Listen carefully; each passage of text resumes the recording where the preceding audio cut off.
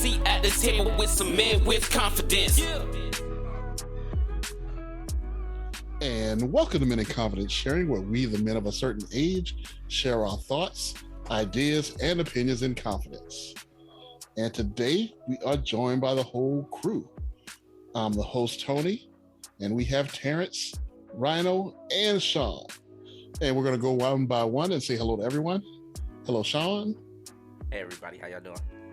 Hello, Rhino. What's good, everybody? And hello, Terrence. Greetings and salutations, peoples. Thank you. Okay, so we have a very interesting topic today. We're going to talk about male safe spaces and vulnerability. Are there enough of them?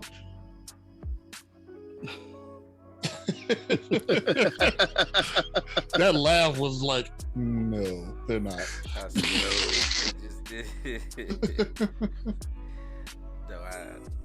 I probably could agree with that. No, not at all. So let's talk about male vulnerability. And let's talk about, do you feel safe being vulnerable?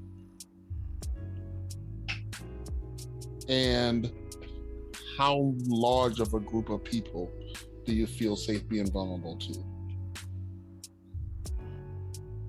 I was wrong. I do have something to say. What happened? And So- go for You have it. the hot mic. Yeah, all right. So here's the deal.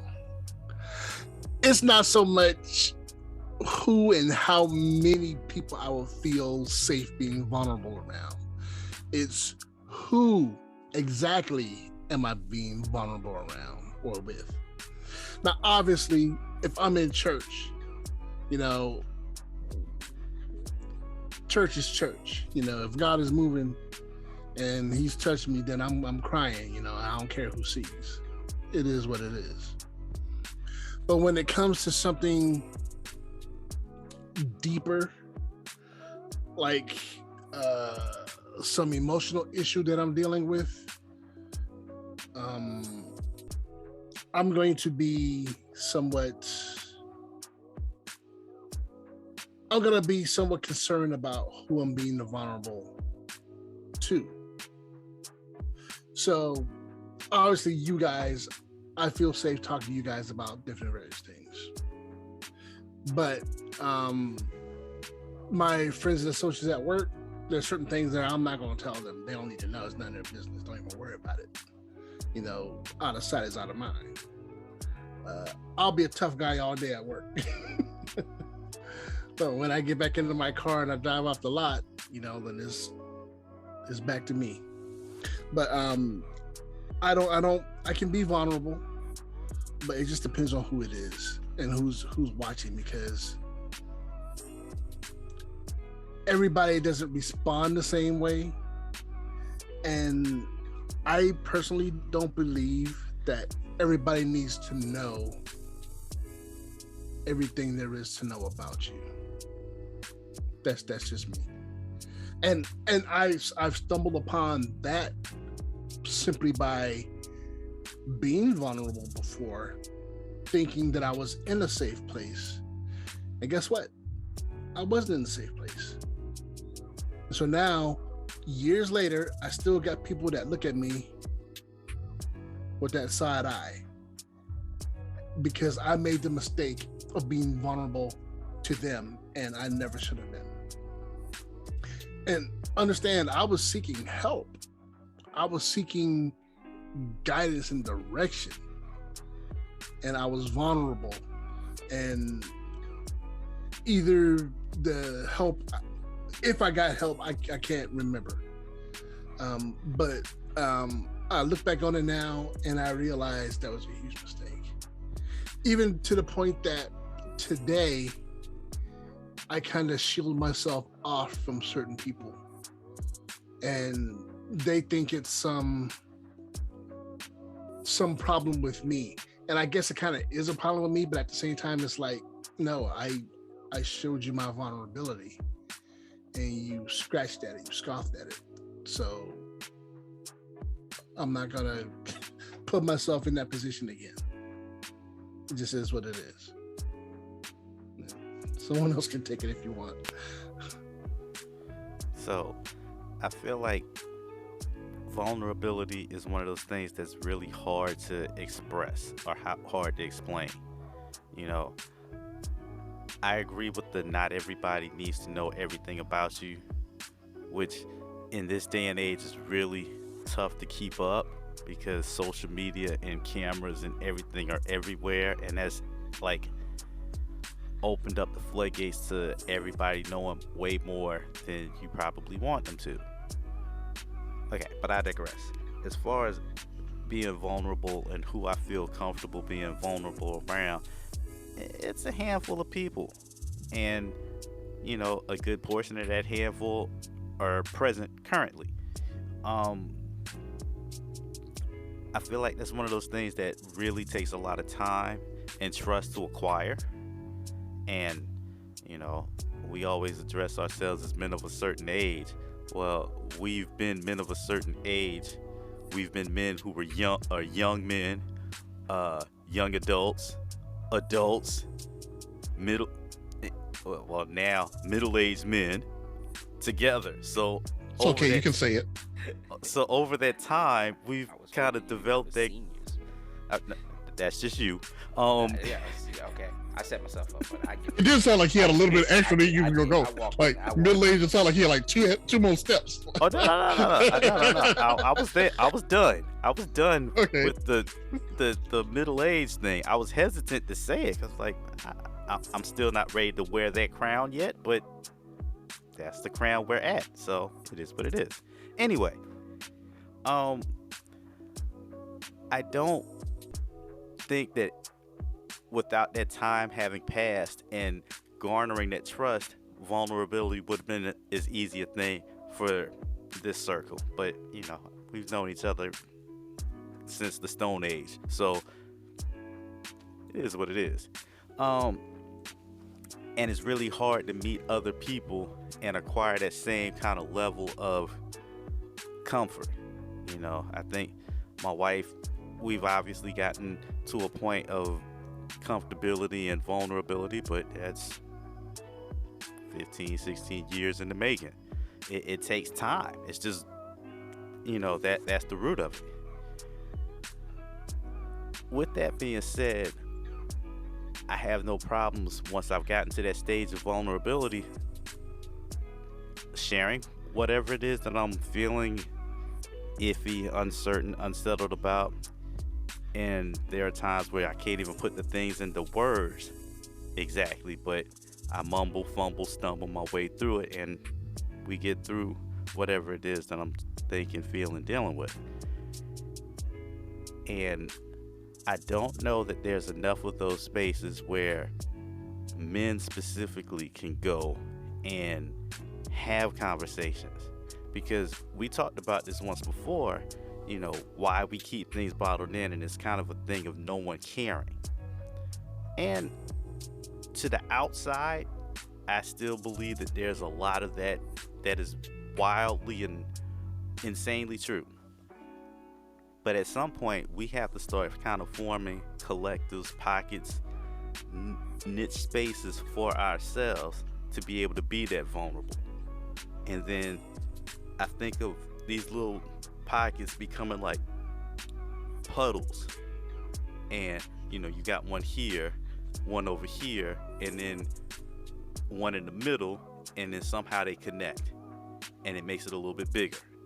And it can grow, but it's going to again take time. So I'm hoping that in this conversation we start our own little, you know, puddle of safe space for us to be able to share whatever, and hopefully anybody listening feels inspired to comment. You don't have to share everything right up front, but if you feel inspired to comment or something, hey, leave a comment. We're always open to trying to create that and spread that and build something for other people as well.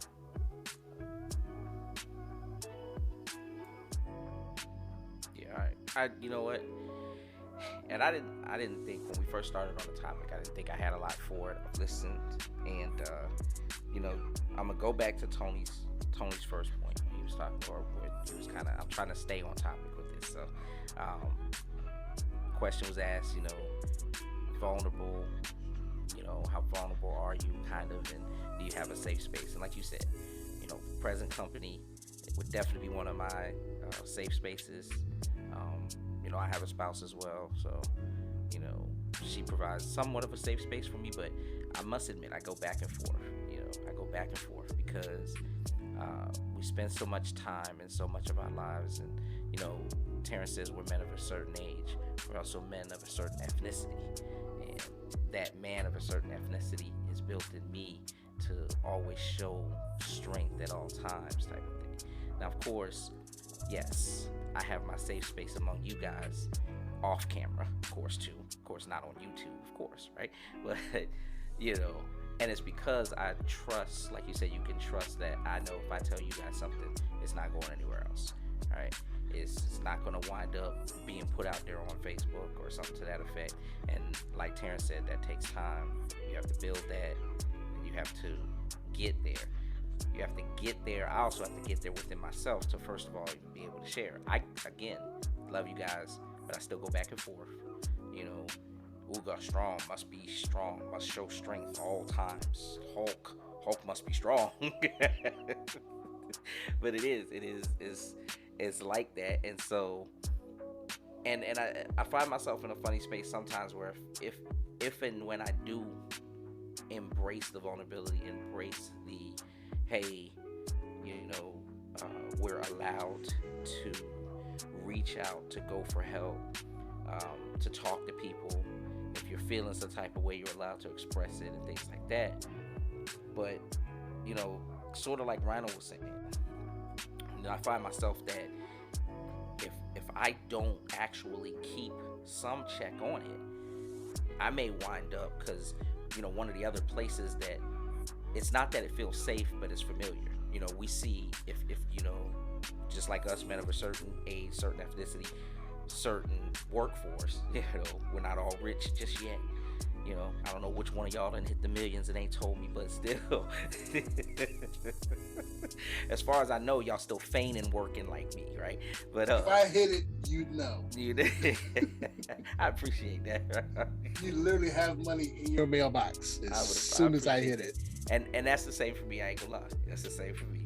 That's the same for me. But I have coworkers, and if I don't check myself, you know, once I get into that space of, oh, I'm reaching out, if I don't put the walls up, if I don't bring the doors down, then suddenly I may find myself, I'm talking a little much to coworkers.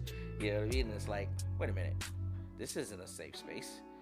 What I'm doing, you know what I mean, is since I'm going back and forth between, hey, it's okay, which it is, it's absolutely okay to reach out, and that's one of the breakdowns that we have to try to get through mentally. It is absolutely okay to reach out, to cross boundaries, you know, to ask for that help, or to get it off your chest if you can, or whatever the case may be. But you do have to make sure that you're in that safe space, because again, for me, you know, I worry about way too many things if I show my vulnerability openly. Even though my coworkers may not be thinking what I think they're thinking, I worry about it. Like, we're our own worst enemy sometimes. I'm worried about, in my mind, they think that I'm weak.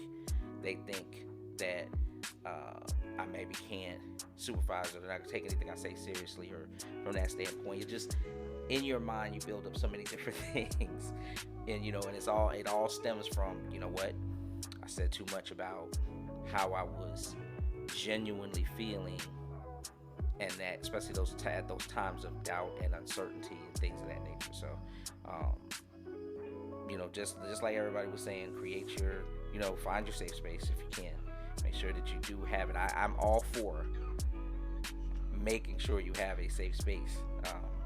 I can't kind of talk to how do we begin, and I like that Terrence kind of brought up, you know, we need to begin to create, you know, whether it's these little pockets of safe spaces, and watch them grow into bigger spaces. I don't know where to tell you guys to start to do that. Hopefully, it is with forums like this, podcast and things that you listen to other folks that are of a like mindset with you, and you go from there. So I'll put that down now. Let the host finish out until the next question here. So, vulnerability in safe spaces. Okay, where to begin? Okay, number one, let's talk about the fact that we are Black men, because I feel that has a lot to do with our ideas and opinions and where we can go and how vulnerable we can be. Because I do believe that men are expected to put on a certain image, but I think that kind of double and triples down for Black men. Like, we are expected to be that strong rock, immovable, unfeeling, untiring, and we will often hear the phrase, a real man will be blah, blah, blah, blah, blah, blah, blah, blah, blah, blah, blah, blah, blah, blah, blah, and more blah, blah, blah, blah, blah, blah, blah, right?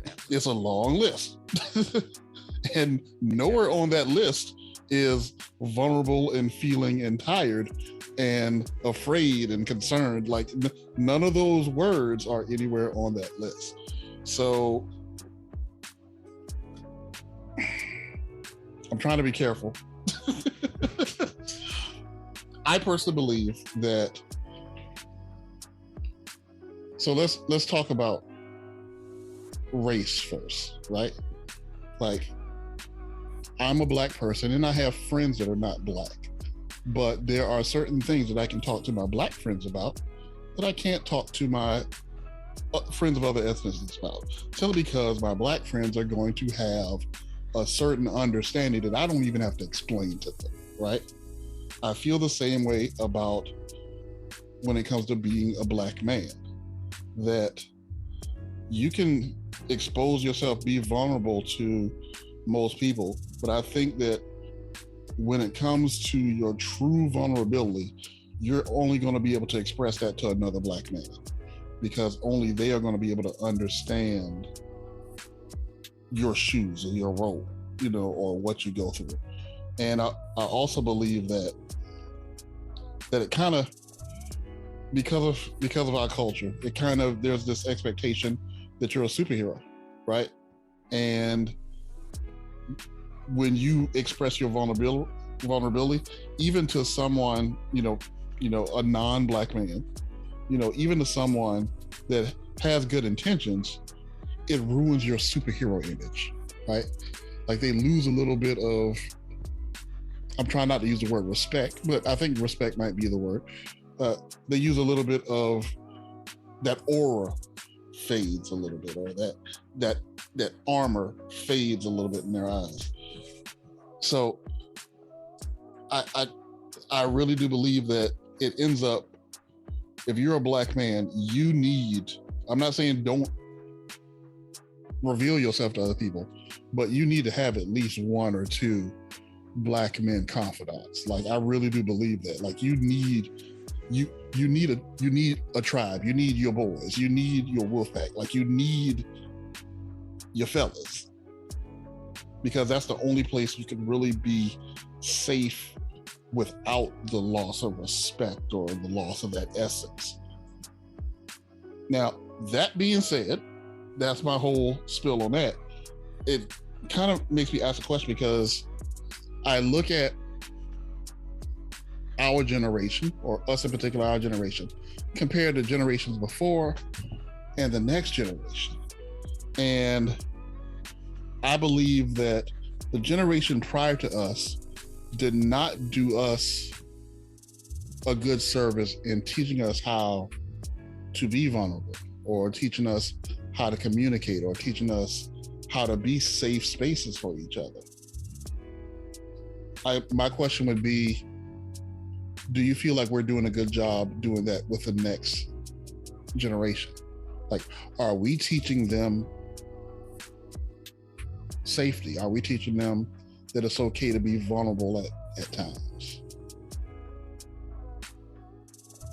So I'll throw that question out to y'all.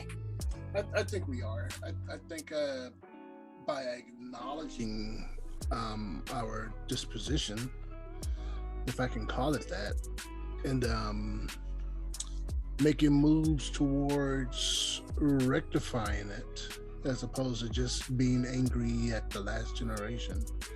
We make moves to actually change ourselves. Of course we're going to pass that down to the next generation, and I'll tell you something just from observation. This next generation, they they they different. They're definitely different.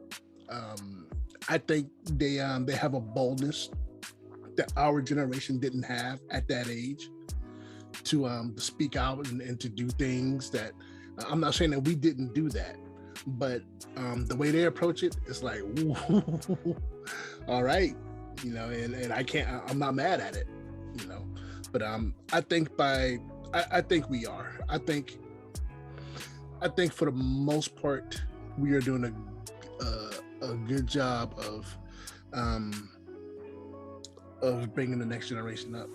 Granted, there are a few pockets of resistance. There's still people that think, no, I'm a man, I can't show emotion. Nah, dude, but guess what? That's not something you can help. That's not something you can hide. And the more you try to hide it, the more everybody knows it's there. So you might as well deal with it.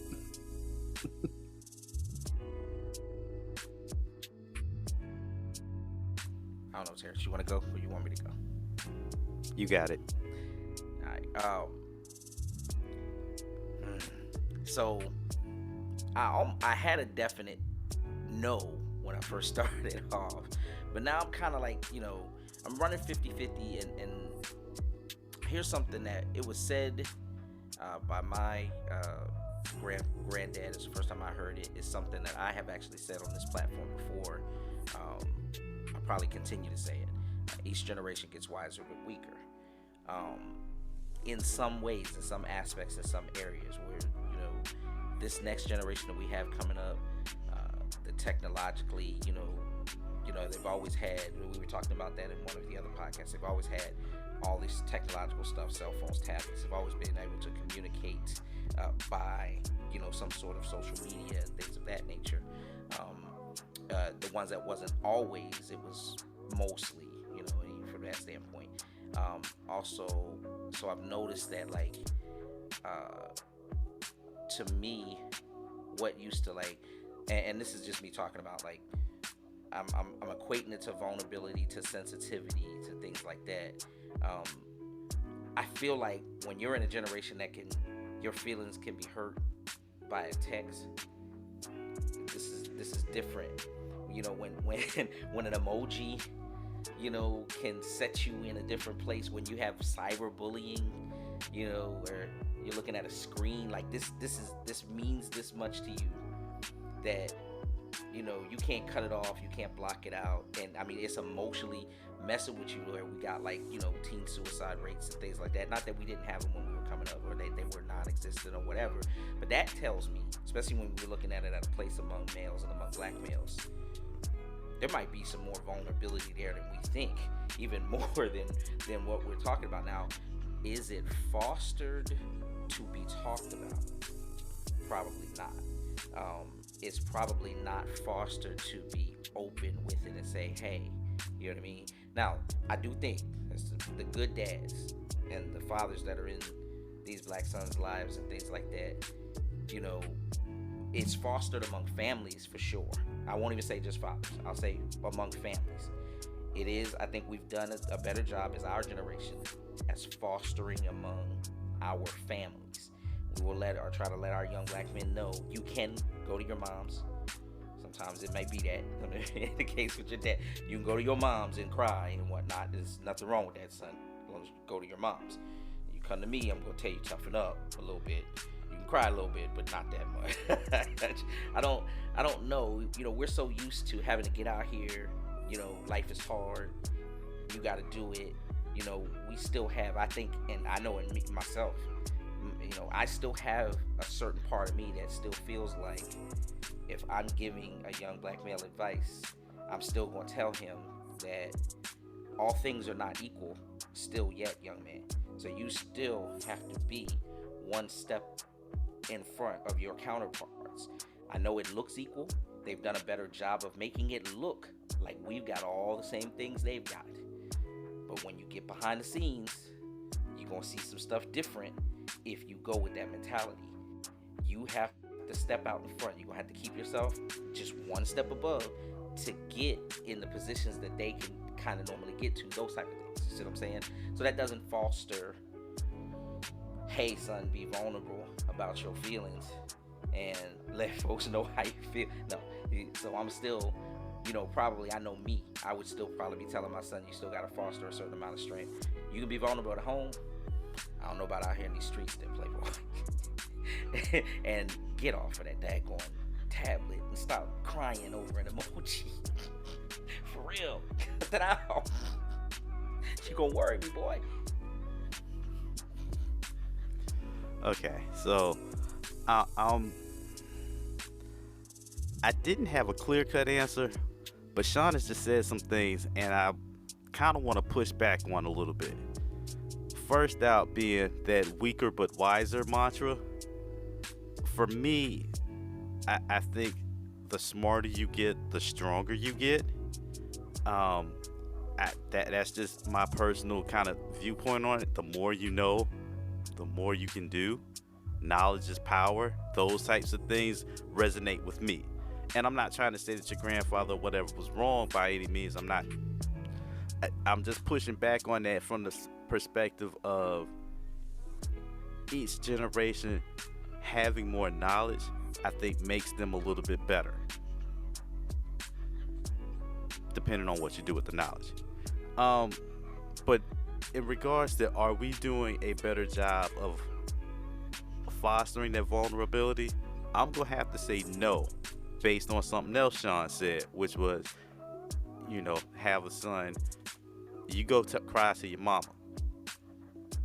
That's not really fostering that space of vulnerability man to man, where he needs to know that he can come to his father and share black man to black man, whether it's black young man to black adult man or whatever. Hey, this is what I'm going through. This is what I'm dealing with. And I think I have the unique perspective of having a son currently. And,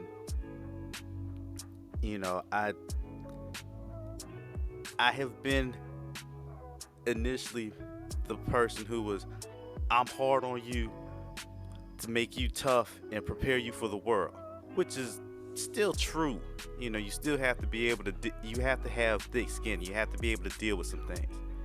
But there comes a point where you need some place, like Tony was saying, a confidant, a wolf pack, some people around that you can let your hair down. And if we're going to start with family and start at home with the family unit, then a son absolutely needs to be able to come to a father or a father figure and let that hair down and voice those frustrations and be vulnerable. It builds that communication. It builds that sense of being able to speak for himself and express what's going on and getting that out there early, because you don't want, nothing is good when you let things fester and build up and build up and build up, and then you end up with that explosion. And that's not, it's just not a good mix. So I don't know that we do much better with creating those spaces. Bro, we have moved the needle maybe a little. Okay, I hear you. You can cry for a little bit and then shake that off. I think we need to, there's more that we can do with that. Even to the point that you were making with the emoji thing. Because I was that dude too. Look, it's just an emoji. It's just a text. You ain't got to read it. You ain't got to listen to it. You can turn it off. That seems logical and makes sense to us, because we've had the option of, we know what it's like to be without it. But when you're immersed in it and you're in that place of, okay, well, I turn off Instagram, but it's still over here on Twitter. Okay, so I turn off Instagram and Twitter, but now people are snapping about it. It's just, there's too many outlets at this point to where people can be bombarded with stuff, and you can turn them all off for sure. And I definitely would be an advocate for social media breaks, social media cleanses every once in a while, and just taking, a beat and stepping away from the whole thing and getting yourself together and then coming back to it. I think that would be a more healthy way to deal with these things for younger generations. But to answer the original question, no, I don't think we've done a good job with creating those space, a safe space, and teaching vulnerability, because we're still trying to figure it out. That's the thing. Our preceding generation did the best they could with what they had, and they were firm, staunch, you don't do this thing at all. We're at the point where we're starting to bend a little bit. Hopefully by bending a little bit, we have shown the example that it's okay. You can bend and you're not going to fall apart. And then the next generation will be able to take that and utilize that and move forward with that, and they will hopefully be better than we were. But yeah, I can't say that we've done a great job if all we've done is bent or moved the needle a little bit.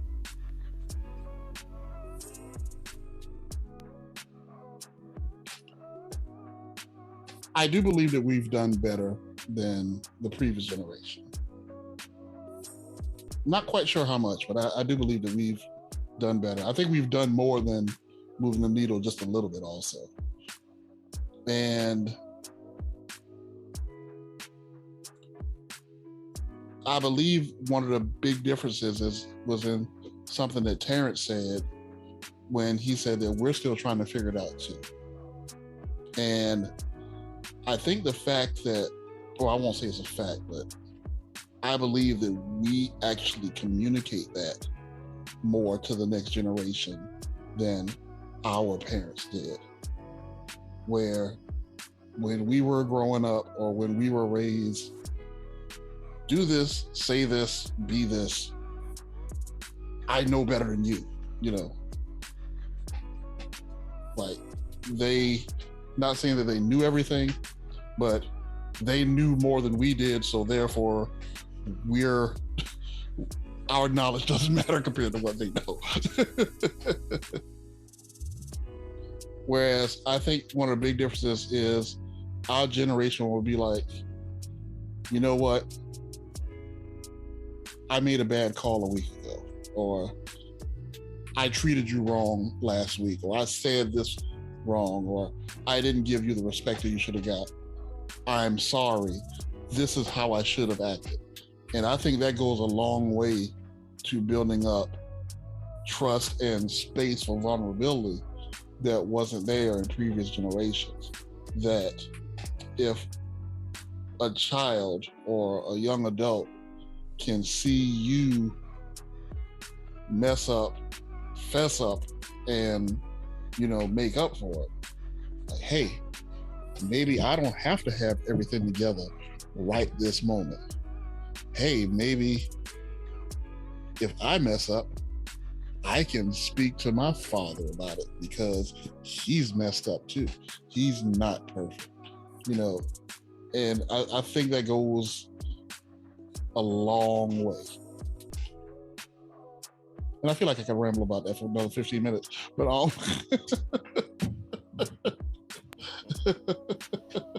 Hey man, this is a deep topic.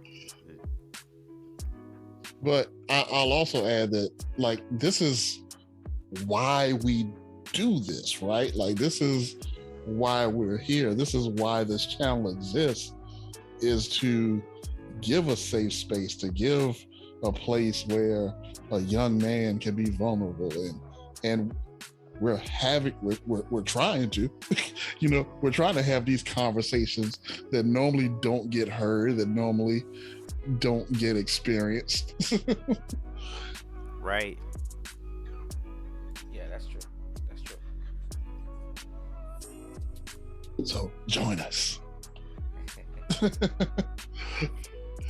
But I think we've been at this for a little while. Anybody got anything they want to add before we wrap it on up? I don't know if this is really apropos, but I will say having this conversation for sure opens up opportunities for people to be vulnerable and for a dialogue to happen to anybody, for anybody who's listening. Hopefully you'll grab something from this and carry it with you and try and enact some room to be vulnerable or share what you're feeling with someone you trust and someone you feel comfortable and close to, because in the long run it will serve you to do so. But I also wanted to touch on this idea of trust just a little bit, because I feel like we talked about it and we kind of threw it out there that, hey, you can't trust everybody and you have to really sort of vet who you're opening yourself up to. And I can't stress enough how important that aspect of this is, because we've all been on the flip side of it and been burned and had something that we shared in confidence, pun intended, to come back and bite you in the butt. And that too is part of the experience and part of the learning experience. I want to just kind of touch on the point that if that has happened, don't let that be the end of your journey with trying to be vulnerable, because we've all been through a letdown. We've all been through a experience where we made the mistake of trusting the wrong person. It's okay. Very true. Dust yourself off and try again anyway. It sounds easy, and I know it's not that easy in certain circumstances, but I just want to kind of iterate that as well. Well said, Ty. Perfect. Well, guess what? I'm about to toss it right back to you for the closing. I should just roll right into the close some nights. Yeah, you should have just known better. Like just a common thread. You know. You're always that person in the class where it's like, anybody got any more questions? Anybody want to say anything else? Terrence. It's all good. And then it's gonna come back to Terrence. So we're just Okay. going to officially wrap it up, and then we're going to turn to Terrence for the closing. Go, Terrence. Well, hopefully, again, this was entertaining and you got something from it. And please feel free to reach out to the crew. We love engaging with our listeners. So if there's something that you want to share about our podcast or whatever's on your heart, leave a comment, drop a like. We'd appreciate it. And as always, thank y'all for listening. Like, share, subscribe. God bless you. Good night. Deuces. Peace. Love in, peace out. Bye, everybody.